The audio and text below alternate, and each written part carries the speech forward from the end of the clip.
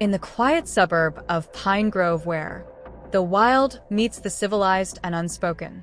Balance exists, but when the laws of nature are challenged, survival becomes a desperate game. Lily Thompson had always been a caretaker, a silent guardian to the stray souls who wandered to the edges of her home, but nothing could prepare her for Daisy, a pregnant bobcat who seemed to trust her, a fragile life carrying more than just her own survival on her shoulders. But just as nature can be kind, it can be cruel. A silent predator lurked in the shadows of the pines, a creature foreign to these lands, yet more at home in the art of ambush.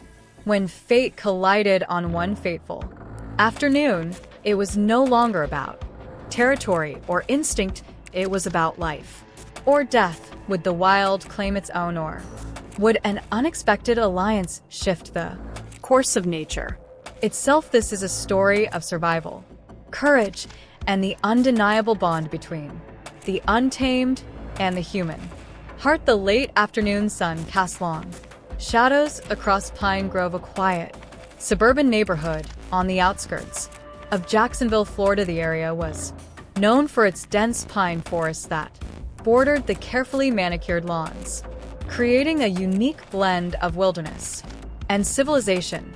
It was here that Lily Thompson, a 42-year-old hospice nurse, had made her home for the past decade. Lily's modest ranch-style house with its wraparound porch and carefully tended garden had become something of a sanctuary for the local wildlife. Her colleagues often joke that she ran an unofficial animal welfare center from her backyard. Every morning before her shift at St. Vincent's Hospital, she would leave out fresh water and carefully portioned food for the neighborhood strays, both feline and kind, that had come to rely on her kindness. It was during one of these morning routines in early March that Lily first noticed the pregnant bobcat. Unlike the usual strays, this one had a distinctive grace about her, moving with the quiet confidence of a wild creature that had somehow found itself drawn to the edges of human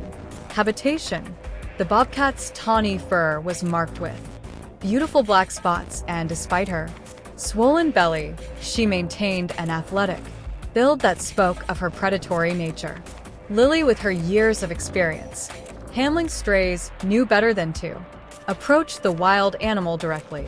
Instead, she began leaving out fresh water and small portions of raw chicken at the edge of her property, where the suburban landscape merged with the pine forest. She named the bobcat Daisy after the wild flowers that grew in abundance around her property. "You're welcome here, sweet girl," Lily would whisper from her porch, watching as Daisy cautiously approached the offerings each morning. "Just keep your distance and we'll get along just fine." Across the street lived Luke Martinez, a 45-year-old former military pilot who had retreated into a self-imposed isolation following the loss of his son James in a car accident 2 years ago. The tragedy had not only claimed his only child, but had also led to the dissolution of his marriage. Now, Luke's only companion was Max, a 4-year-old German Shepherd who had been James's beloved pet. Luke's property,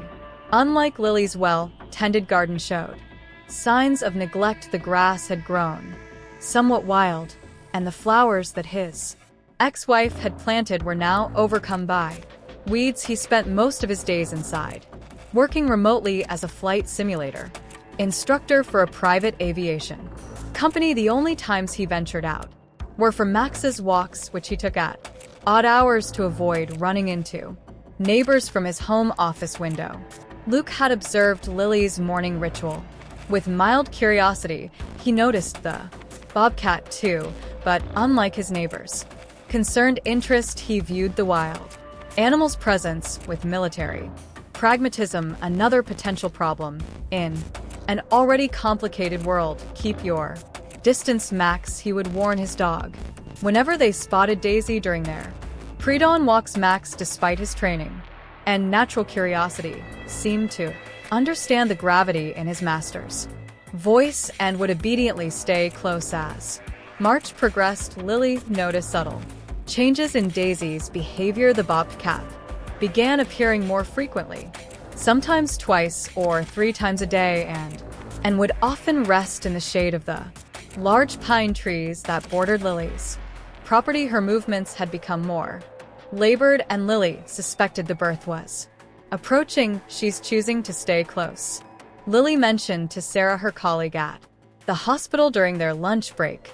I'm worried about her. Wild animals usually avoid human contact, especially when they're about to give birth. Maybe she senses that you're safe, Sarah suggested, stirring her coffee thoughtfully. Animals have good instincts about these things. What neither Lily nor Daisy could have anticipated was the other presence that had been drawn to the area, a massive Burmese python that had likely escaped or been released by an irresponsible exotic pet owner. These invasive snakes had become an increasing problem in Florida, though they were rarely seen this far north. The python had been surviving in the pine forest, growing to an impressive length of nearly 15 feet. It had been sustaining itself on the local wildlife, and Daisy's regular appearances had not gone unnoticed by the opportunistic predator. The attack came on a warm Saturday afternoon in late March. Lily had just returned from her morning shift and was about to check on Daisy's feeding station when she heard an unusual commotion from the edge of her property. The sound was unlike anything she'd heard before, a mix of desperate yells and the rustle of underbrush. What she saw when she rounded the corner of her house made her blood run cold. The massive python had somehow managed to ambush Daisy, its powerful coils wrapped around the bobcat's body. Daisy was fighting desperately, but her pregnant condition had made her vulnerable, and the python's grip was relentless. Oh God, no! Lily's cry pierced the quiet afternoon air. She looked around frantically for something, anything she could use to help, but the sight of the massive snake had frozen her in place. Her medical training, which had prepared her for all manner of human emergencies, seemed useless in the face of this wild confrontation. Across the street, Max's acute hearing picked up both Lily's cry and the sounds of a struggle. The German Shepherd's aggressive barking drew Luke away from his computer screen where he'd been reviewing flight patterns with a student. I'm sorry, I need to check something, Luke told his student, hurriedly muting his microphone. Max's barking had taken on an urgency he'd never heard before, and years of military training had taught him to trust in animals' instincts. Luke was about to investigate when his phone rang. It was Lily's number. They'd exchanged contact information months ago during a neighborhood watch meeting, though they'd barely spoken since. Luke, please, I need help. Lily's voice was trembling. There's a python attacking a bobcat in my yard. I don't know what to do. The urgency in her voice triggered something in Luke, the same instinct that had served him well during his military service. Without hesitation, he grabbed his work gloves from the garage and rushed across the street, Max following closely at his heels. The scene that greeted them was chaos. The python had tightened its grip on Daisy, who was still fighting but showing signs of exhaustion. Lily stood a few feet away, tears streaming down her face as she watched helplessly. Luke's military training kicked in immediately. He assessed the situation with the same clarity he'd used during combat missions. The python's head was visible, and its attention was focused entirely on subduing Daisy. This was their advantage. Max, stay, Luke commanded sharply, and the German Shepherd immediately held his position, though his body remained tense and ready. Luke quickly scanned the ground and spotted a fallen pine branch, about 4 feet long, sturdy enough to serve as a lever. Lily, I need you to be ready, Luke called out, his voice steady and authoritative. When I give the signal, you'll need to pull the bobcat free. Can you do that? Lily nodded, wiping tears from her face despite her fear. She moved closer, ready to act. Luke approached the entangled animals, carefully, branch in hand. Max barked. He commanded, and the German Shepherd immediately began a series of sharp, aggressive barks that caught the python's attention. The snake's head turned slightly toward the new thread, its coils loosening fractionally. That was all Luke needed. In one swift motion, he wedged the branch between the python's coils and Daisy's body, using it as a lever to create space. Now Lily darted forward and grabbed Daisy's front legs, pulling with all her strength. The pregnant Bobcat, sensing the opportunity, used her remaining energy to ride free of the python's loosened grip. As soon as Daisy was clear, Luke dropped the branch and backed away quickly, calling Max to his side. The python, realizing its prey had escaped, began to retreat into the underbrush. Luke and Lily watched as the massive snake disappeared into the pine forest, their hearts racing from the encounter. Daisy had collapsed a few feet away, her breathing labored but steady. Despite the ordeal, she made no attempt to flee, perhaps too exhausted or recognizing that these humans had helped her. She needs help, Lily said, her nurses' instincts taking over as she examined Daisy from a safe distance. The python may have injured her, and she's so close to giving birth. Luke surprised himself by speaking up. My garage is empty and climate controlled. We could set up a safe space for her there. The words came out before he could really think about what he was offering, but seeing Lily's grateful smile made him realize he didn't want to take them back. What followed was a carefully orchestrated rescue operation. Luke retrieved a large dog crate from his garage while Lily called a local wildlife veterinarian she knew. Through the hospital together, they managed to guide the exhausted Bobcat into the crate using gentle movements and soft voices. Dr. Maria Rodriguez, the wildlife vet, arrived within the hour. After a careful examination, she confirmed that while Daisy was bruised and exhausted, there were no serious injuries. However, the stress of the attack had triggered early labor. She's going to give birth very soon, Dr. Rodriguez announced, moving her to a wildlife center now would be too risky. The best thing we can do is provide a quiet, safe space and monitor her progress. Luke's garage was transformed into a makeshift maternity ward. They created a separate area using privacy screens equipped with soft blankets and a shallow water dish. Dr. Rodriguez showed them how to monitor Daisy's condition from a safe distance, using a baby monitor with a camera. That evening, as they waited for signs of labor, Luke and Lily sat on his front porch watching the sun set over the pine forest. Max lay at their feet, alert but relaxed. I haven't used that military training in years, Luke said quietly, breaking the comfortable silence. Never thought I'd need it in suburban Florida. Lily turned to look at him, really seeing him for the first time. The lines of grief on his face seemed softer in the evening light. I'm glad you were here, she said simply. I couldn't have helped her alone. Luke nodded, then surprised himself by continuing, after James died after the divorce, I thought keeping to myself was easier, safer.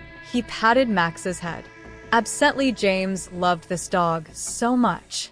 Sometimes it's hard to even look at Max without seeing my son's face. Lily's hand found his arm, squeezing gently. Grief has a way of making us build walls, she said softly, but sometimes life finds ways to break them down. Their conversation was interrupted by a soft chime from the baby monitor. Daisy had begun to show signs of active labor. The next 12 hours were intense but amazing. Under Dr. Rodriguez's guidance, they watched via the monitor as Daisy gave birth to 5 tiny Bobcat kittens. Each arrival was celebrated quietly from the safety of Luke's living room, where they had set up a monitoring station. 5 little fighters, Dr. Rodriguez announced proudly. After the last kitten was born, Mom and babies all look healthy, but the next 48 hours will be crucial. Those 48 hours turned into weeks as Lily and Luke worked together to care for their unusual guests. They developed a routine. Lily would check on the family before and after her hospital shifts while Luke monitored them during the day between. His flight simulation classes, Max proved to be an excellent guardian, his presence somehow reassuring to Daisy rather than threatening. The garage became a meeting point for them where they would quietly observe the growing family and talk. Luke found himself sharing stories about James' happy memories he had locked away. In his grief, Lily spoke about her own loss, her mother's long battle with cancer that had inspired her to become a hospice nurse. The Bobcat kittens grew quickly, their spots becoming more distinct as they began to explore their enclosed world. Each developed a unique personality, the boldest one they nicknamed Scout, who is always the first to try new things, the smallest they called Pip, who made up for his size with determination. Two sisters they named Luna and Star for their tendency to be most active at night, and finally the most cautious one they called Sage, who seemed to think carefully before every move. As the kittens grew stronger, Dr. Rodriguez began preparing for their eventual release, their wild animals. She reminded Luke and Lily the best thing we can do is ensure they return to their natural habitat. The wildlife vet had contacted a nature preserve about 50 mi north of Jacksonville. The preserve had a protected area perfect for bobcats, far from human development and with plenty of natural prey. The day of release came sooner than any of them expected. On a clear morning in late April, they carefully loaded Daisy and her kittens into special transportation crates. The preserve's rangers had selected a remote area near a stream with plenty of coverage and natural dining. Luke and Lily watched together as the rangers opened the crates. One by one, the kittens bounded out, their spotted coats blending perfectly with the dappled sunlight filtering through the trees. Daisy emerged last, surveying her new territory with alert eyes. She paused for a moment, looking back at the humans who had helped her, then disappeared into the underbrush after her kittens. On the drive back to Pine Grove, Luke reached over and took Lily's hand. "Thank you," he said quietly. "For what?" "For calling me that day, for helping me. Remember that life goes on, that it's okay to care again." Lily squeezed his hand, thinking about how much had changed in just a few weeks. "Thank you for being there when I needed help, for opening your home and your heart." In the months that followed, Luke's garage returned to normal, but other changes remained. His lawn was now as well tended as Lily, and they often worked in their gardens together. Max had a new spring in his step, especially during his walks with both Luke and Lily. The python was eventually caught by wildlife authorities and relocated to a sanctuary, but its brief appearance had set in motion changes that continued to ripple through their lives. 1 year later, Luke and Lily stood on his front porch while watching another sunset. They had just returned from visiting the preserve, where the rangers reported occasional sightings of a bobcat family thriving in